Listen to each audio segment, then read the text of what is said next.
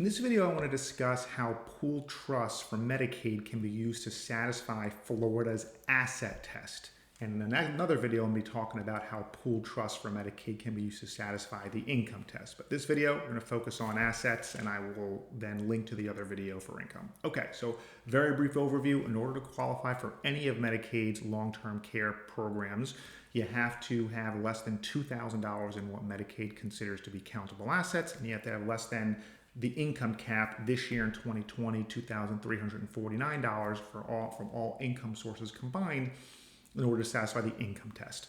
So how can pooled special needs trusts be used to satisfy the asset test in Florida? First, this is one of a variety of different Medicaid planning strategies that we utilize, and typically we don't use it by itself, but sometimes we do. Let me give you an example.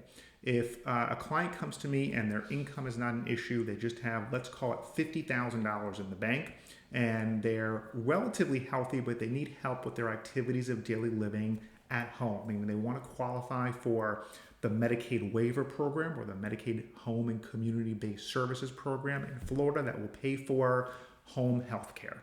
Well, if that person has $50,000 in the bank, they have $48,000 too much. And so one of the questions is, what do we do with those extra assets beyond just spending it all down?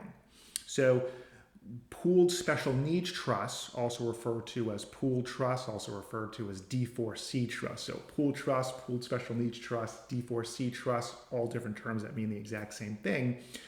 One option is to take the excess assets and put them into one of these pooled special needs trusts. These are professionally run nonprofit organizations that manage these pooled special needs trusts, and they have a special status under state and federal law that says if you take any amount of money and put it into this trust, it will not be counted as a gift, because we know that Medicaid doesn't like you gifting assets away, and it will not count as a resource, meaning you can have $2,000 in your personal bank account, and then you can have any amount of money in one of these pooled special needs trusts, and then you're okay. You will pass the asset test. So there's a couple of drawbacks when it comes to pooled special needs trusts. The first is that because they're professionally managed, they're not free, although I would submit to you that their fees tend to be very reasonable.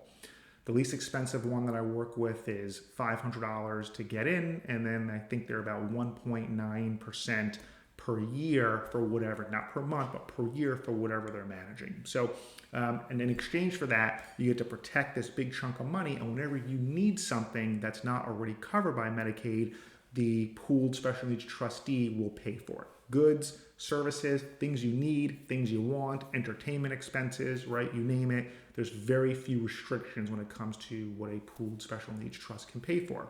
And that will help you satisfy the asset test, help you pay for, if you're living at home, there's lots of things that it can help pay for. If you're living in a nursing home, this is typically not a strategy that we're using, at least not by itself, because the nursing home is pretty much covering everything. And the biggest drawback to these pooled special needs trusts is after the Medicaid beneficiary passes away, the trustee is obligated to notify Medicaid. Medicaid sends a bill, and for whatever's left in that trust, the trustee has to pay back. And only if there's money left over is there a chance that any of it can go to heirs, children, whoever the Medicaid beneficiary would have wanted to get that money.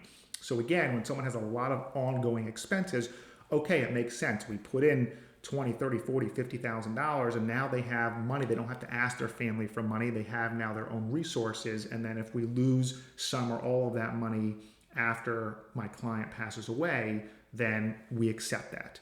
And then that's why typically if they have significant assets, we're not using the pooled special needs trust as a standalone strategy, because in my mind, I call that lazy Medicaid planning, that we have other ways where we can minimize or even completely eliminate what we have to pay back to Medicaid. So that answers, I hope, how pooled trust can be used to satisfy the Florida Medicaid's asset test. And then the next video, I'm going to talk about how pooled trust can be used if you have too much income. Thanks for watching.